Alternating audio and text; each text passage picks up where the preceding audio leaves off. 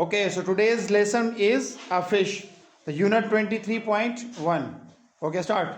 There is a silverfish. There is a silverfish. उत्ते एक चांदी रंग की मछली है. उत्ते एक चांदी मछली है. She lives in a dish. She lives in a dish. पूथा में रहती. पूथा में रहती.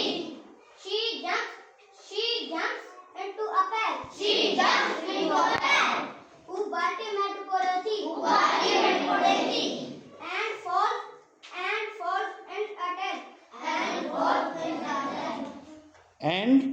And falls on its tail. And falls on its tail. and falls on its tail smoothly. And falls on its tail. And falls on its tail. And falls on its tail. અહીં પાંજે પૂછ દેતી રહેતી. અહીં પાણી પૂછી દેતી. Very good, Shabash.